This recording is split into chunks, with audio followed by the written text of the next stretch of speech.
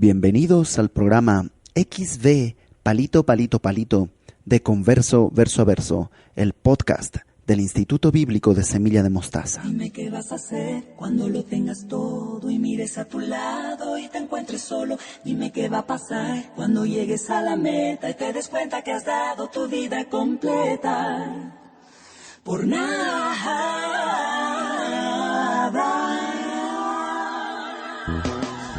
El día de hoy comenzamos escuchando a María del Sol. Del álbum Soy Mamá, esto es ¿Dónde está tu tesoro? Después de algunos años, tienes lo que soñabas, todo lo que el dinero compra, todo lo que la gente admira.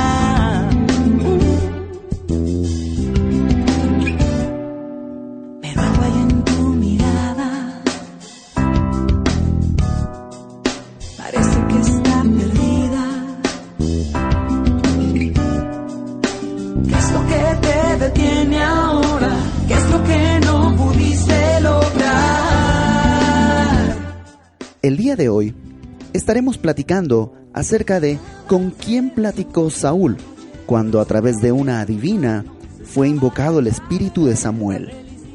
Además, nos preguntaron a qué se refiere Pablo cuando en Efesios 4 dice esto de despojarse, renovarse y de vestirse del nuevo hombre. Por último, alguien nos escribió y nos contó que un sobrino de 7 años le preguntó si Dios tenía alma. Bueno, de esto estaremos hablando en el programa XV Palito Palito Palito. Así que comencemos.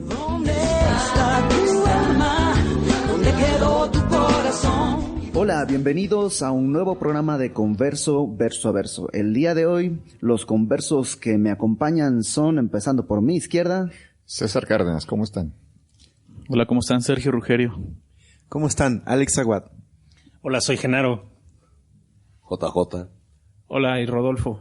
Y mi nombre es Ibert Cruz y vamos a empezar de lleno con la primera pregunta que viene desde la ultratumba. Esta pregunta está relacionada con un evento que está en el Antiguo Testamento. Al final del primer libro de Samuel tenemos a Saúl, que en medio de la desesperación por una guerra que está librando y perdiendo, lo que hace es invocar por medio de una bruja al profeta Samuel, y el profeta Samuel ahí aparece.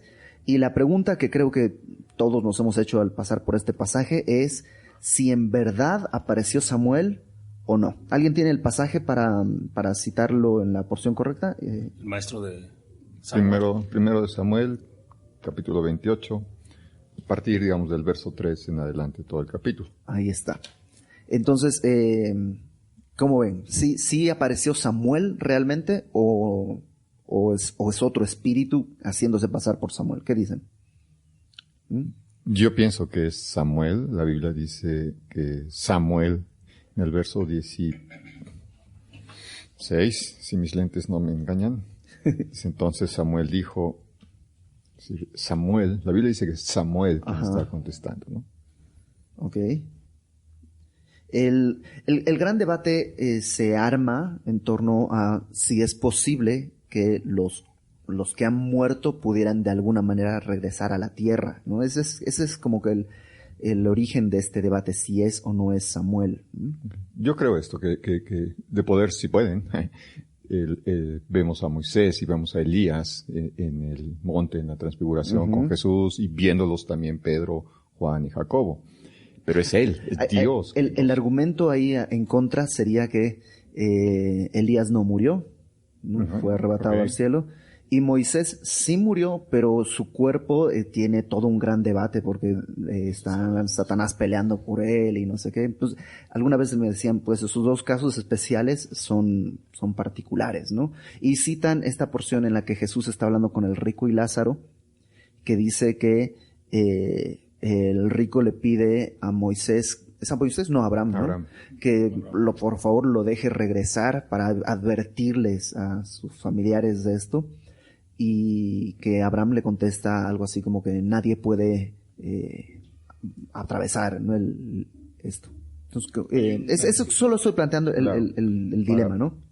La Biblia es clara, para Dios no hay imposibles. Es decir, yo sí creo que este caso en Samuel, en el libro de Samuel, es decir, no es la adivina quien lo hace venir realmente. Dios quien sí lo permite venir. O sea, la adivina inclusive se espanta al parecer, ¿no? Yo creo que como que ha de haber dicho algo así de, ¡ay, nanita, esto nunca me había pasado! Sí, eso es lo que muchos argumentan, que lo voy a leer en la NTV, el verso 12, dice, cuando la mujer vio a Samuel, gritó, me engañó usted de Saúl, ¿no? Ajá. Entonces como de eso, como nunca le había funcionado y de pronto sí se apareció alguien, ¿no?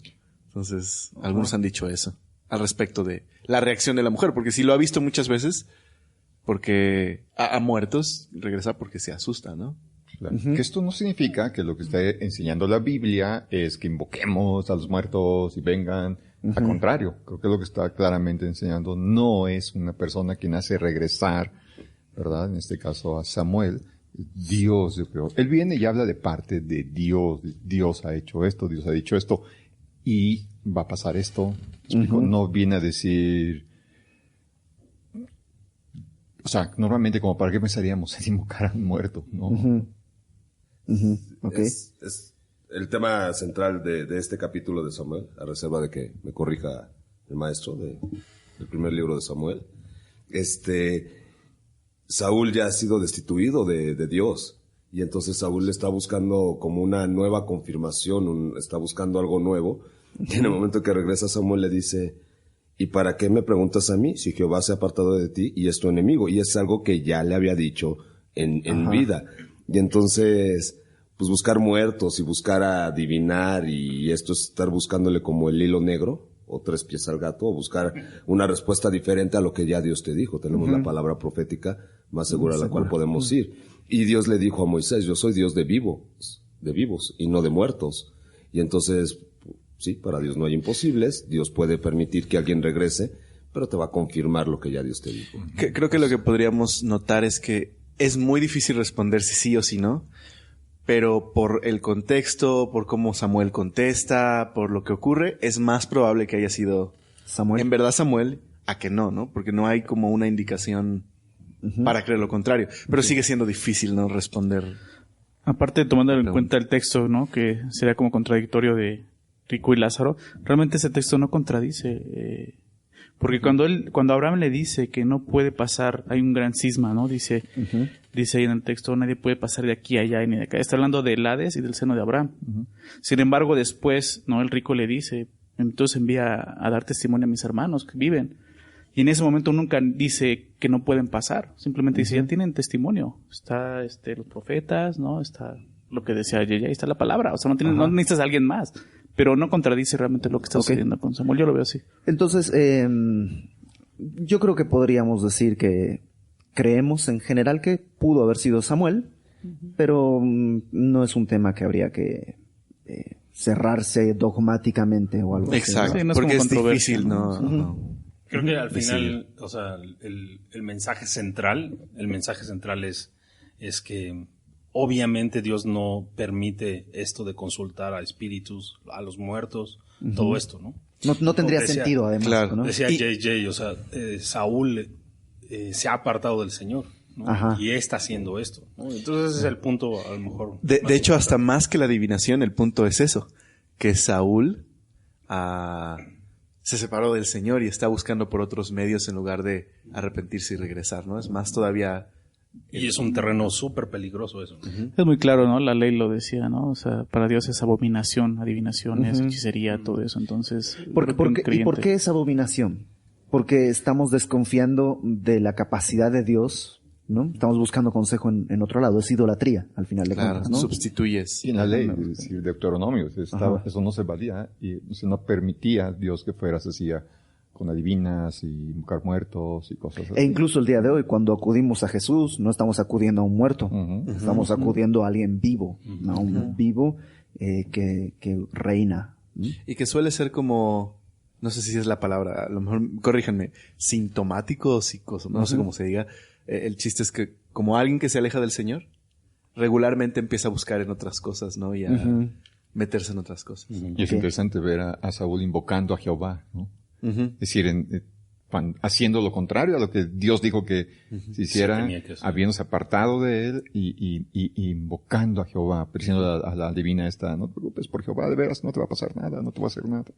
Digo, en este caso, de alguna manera, siendo Samuel, Dios tuvo misericordia de Saúl, pero, o sea, tú sabes que Satanás y los demonios utilizan ese tipo de cosas, ¿no? Para manifestarse, y creo que es un campo donde un creyente no tiene que estar, ¿no? Ok. ¿Algo más que añadir al respecto? No, eso que decía Sergio. O sea, si empiezas a buscar en esas cosas, Satanás va a engañarte y te va a apartar de la verdad, ¿no? Con esas cosas. Ok. Pues vamos con la siguiente pregunta para tener un programa ágil y rápido. La siguiente pregunta tiene que ver con Efesios capítulo 4. En Efesios capítulo 4 tenemos esta porción que habla de 3 cosas. A ver, vamos a buscarla en la Biblia.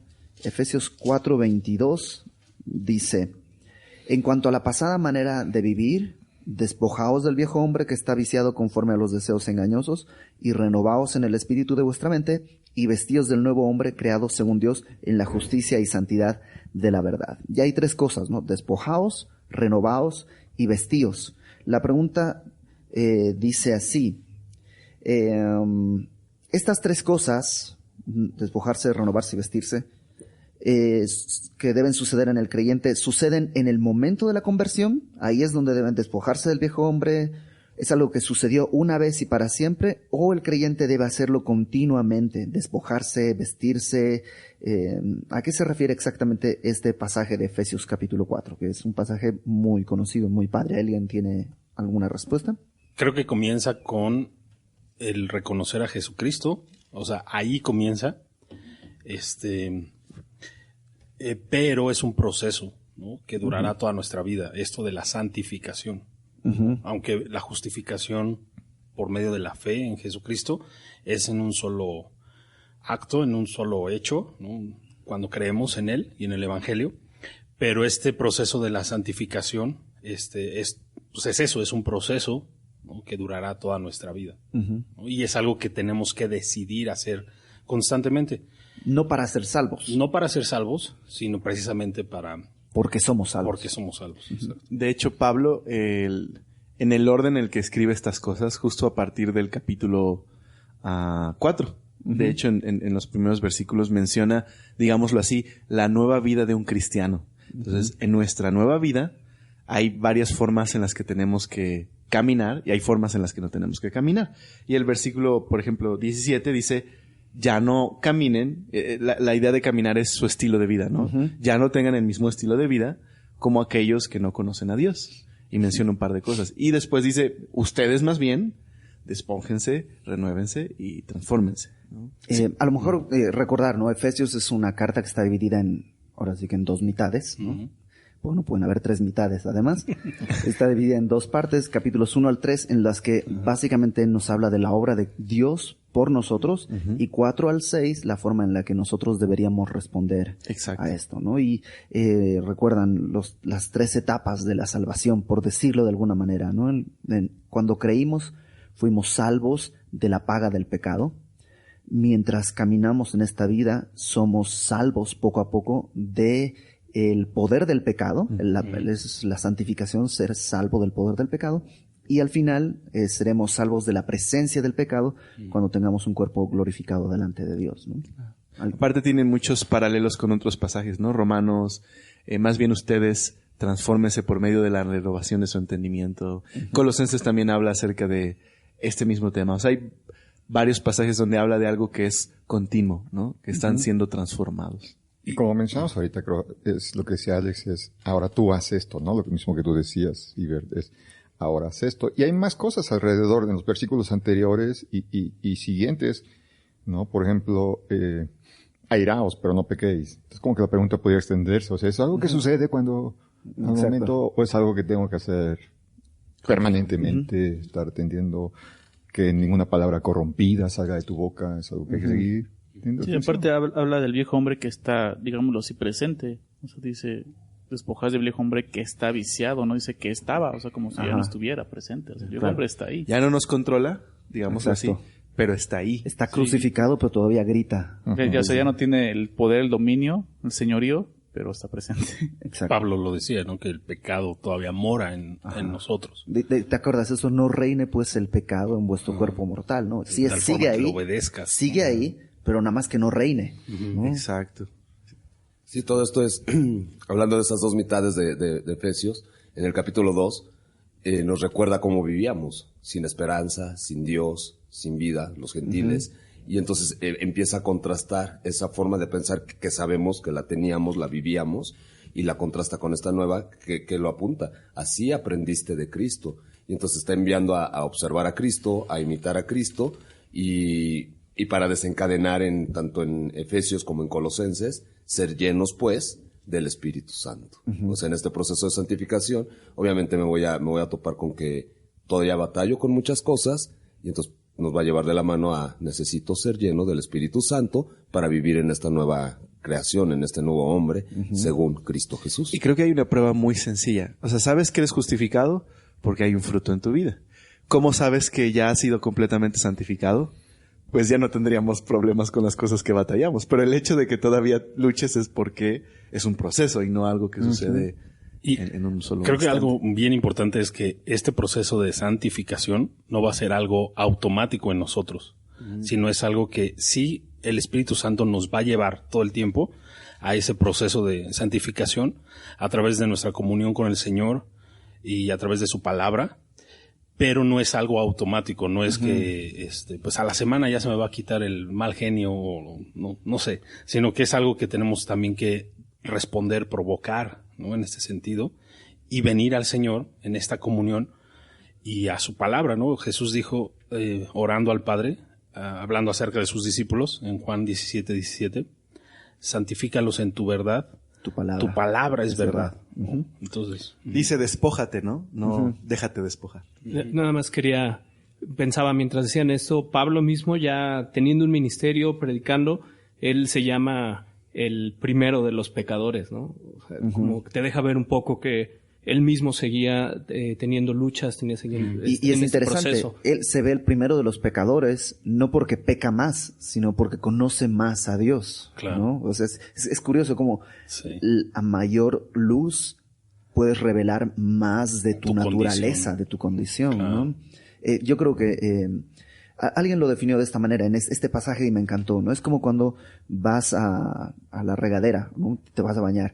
Lo primero que haces es quitarte el viejo hombre, ¿no? Te quitas la ropa, luego viene el lavamiento de la palabra, lo que vendría a ser el renovar tu mente, tu entendimiento, y luego vestirte no con la ropa vieja, porque no tendría sentido, sino con una nueva ropa de santidad, ¿no?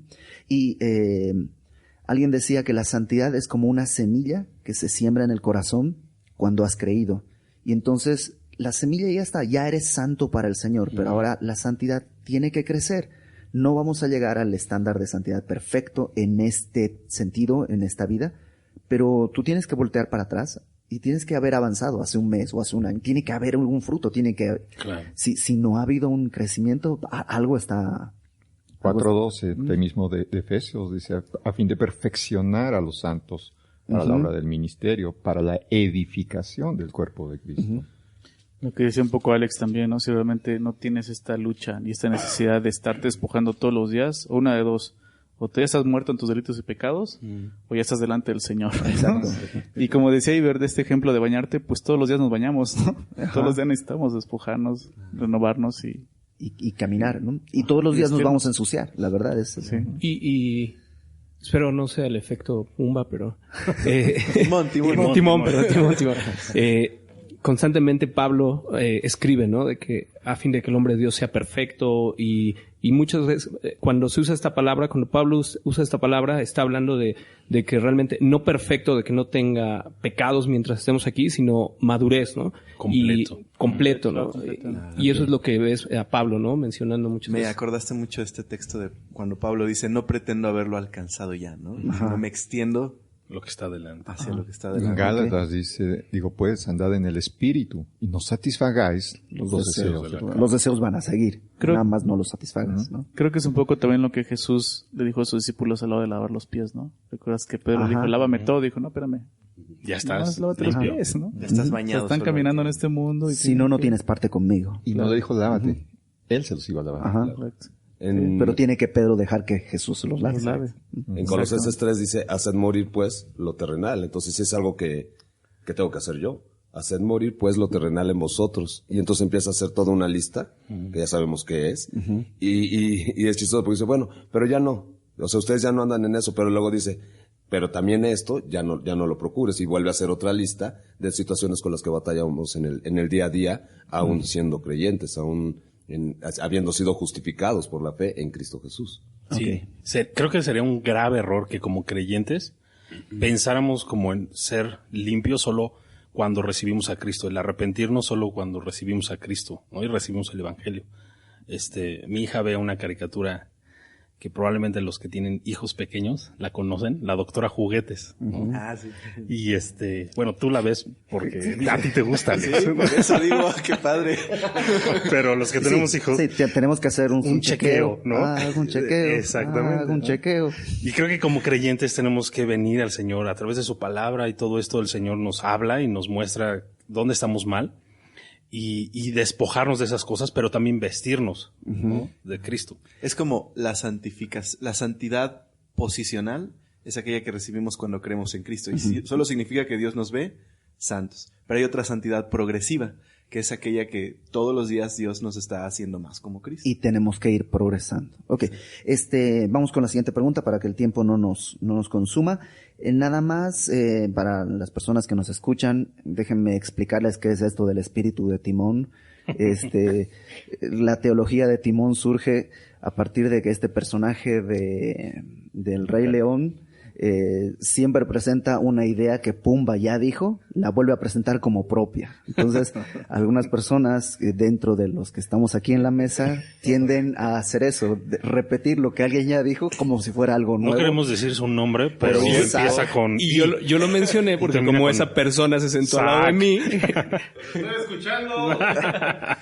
Entonces, cuando hablan del espíritu de Timón o el espíritu de Pumba, es esto, alguien que está volviendo a plantear lo mismo que alguien ya dijo y lo plantea como si fuera una gran novedad y una cuestión original.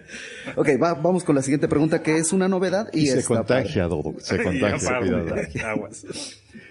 Dice, hola, ¿Dios tiene alma? Preguntó mi sobrinito de 7 años. Entonces, pues una pregunta interesante. ¿Dios tiene alma? ¿Qué es lo que dicen al respecto? ¿Nadie? Pues si hablamos por alma, la personalidad, ¿no? Sí, claro. Dios es una persona, tiene emociones, voluntad, cuando pensamientos. es eso lo que entendemos cuando hablamos de que tenemos alma. Es decir, creo que Si la definimos de esta manera, Ajá. pues o sea, sí. en nosotros tenemos un cuerpo, ¿no? Dios no tiene cuerpo, Es Jesucristo sí. Espíritu, estamos hablando de, digamos, Nuestra esencia.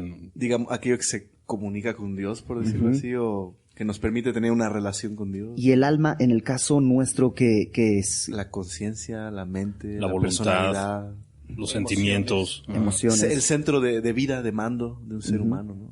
Es lo que tiene que ser renovado cuando hemos creído, porque está vendido al mundo, Está digamos. viciado, como dicen en Efesios. Y cuando creemos es lo que tiene que ser constantemente limpiado y renovado, ¿no? O sea, una persona está muerta en espíritu porque nace en esa condición. Ajá. Cuando nace de nuevo, nace espiritualmente, digámoslo. Pero su alma, su personalidad es la misma, pero está siendo transformada. Y su cuerpo, pues ya Pues va a ir a la tumba. a la tumba, ¿no? Ujú. A no ser que el Señor llegue antes y se ha transformado en un abrir y cerrar de ojos. Claro. Exacto. Entonces, ya entendiendo que el alma es eso, pensamientos, sentimientos, voluntad, ¿Dios tiene alma? Sí. Sí. Emociones. Sí, Isaías 42:1. He aquí mi siervo, yo le sostendré, mi escogido, en quien mi alma tiene contentamiento. He puesto sobre él mi espíritu, y él traerá justicia a las naciones. Está hablando Dios de su Hijo Jesucristo. Ok. Si estuviera el maestro de Isaías no lo podía explicar, pero no está. Entonces, cuando hablamos de alma, a lo mejor podríamos decir que Dios lo está mencionando de esa manera para que podamos entender. Que es como que dentro de las cosas del misterio de Dios, ¿no? O sea, no tiene un alma como la nuestra. Exacto. Sí, eso es seguro. está hablando como de lo más profundo de su ser, ¿no? Aquí mi siervo, en quien mi alma haya contentamiento, donde lo más profundo, lo más íntimo de mi ser haya contentamiento, donde me regocijo, donde hallo toda mi felicidad, ¿no? ¿Qué características podemos decir del alma de Dios? Por ponerla en esos términos, ¿se acuerdan? Pues también que tiene voluntad, ¿no? Desea que todos los hombres sean salvos. Que es que tiene mente, por decir de alguna manera, ¿no? O sea, es una mente racional. Podría decir tiene que sentimientos también. Exacto, que tiene sentimientos, sentir, ¿no?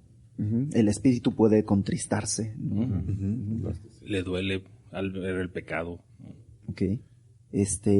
¿Algo más al respecto que quisiera añadir? ¿Algún otro pasaje? ¿En el Nuevo Testamento hay algo acerca del alma de Dios?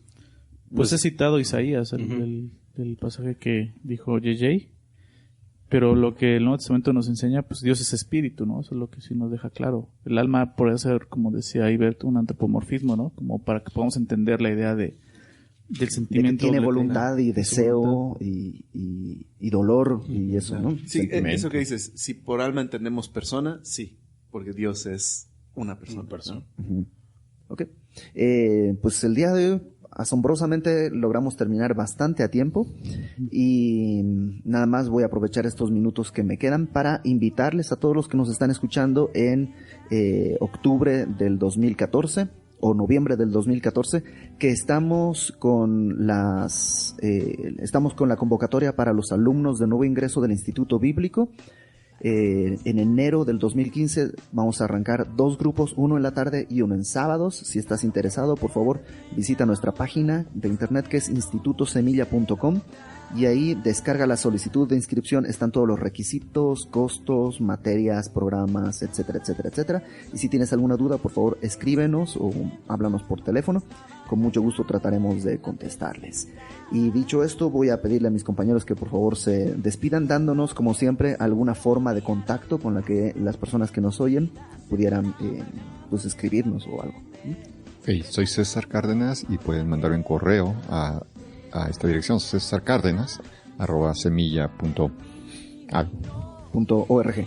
Semillaonline.org. Semillaonline.org. Exacto. Ok, hasta luego. Sergio Rugerio, me pueden encontrar en Twitter así, Sergio Rugerio, o en Facebook también. Y pues ahí estamos. Que los bendiga. Rugerio es R-U-G-E-R-I-O. Exacto. Hasta luego, familia. Mi nombre es Alex Aguad y me puedes encontrar en Twitter vía @AlexAguadH, y también tengo un blog personal, lo puedes seguir, es alexaguadh.wordpress.com. Aguad con W, ¿no? A-W-A-D. Exacto. Okay, Dios les bendiga. Mi nombre es Genaro y me pueden contactar también por Twitter, @Genaro316. 316 es así, ¿no? 316. Exacto. O 316, como lo quieras ver. Adiós, soy... O 316. Soy JJ y a mí JJ va a anunciar su cuenta de Twitter por primera vez. Y no una, 2. Es @JJANA Velabiodental y @JJ Alcántar N. Cualquiera de esas 2 cuentas. Me encanta, la estás leyendo. Sí, no me las sé, no las uso. Bueno, yo soy Rodolfo y me pueden encontrar en Twitter como @DodoRobles. Y Isaac, despídete así desde el misterio, como has estado participando. Bueno, estoy escuchando. Nos vemos. Nos oímos. Tumbrul. Isaac, que espero Dios, en Twitter. Y mi nombre es Ibert Cruz, estoy en Twitter como @IbertCruz. Y tengo un blog también que algún día esperamos sea actualizado, que es ibertcruz.blogspot.mx. Dicho todo esto, nos vemos en una próxima oportunidad y que Dios los bendiga. Adiós. Dime qué vas a hacer cuando lo tengas todo y mires a tu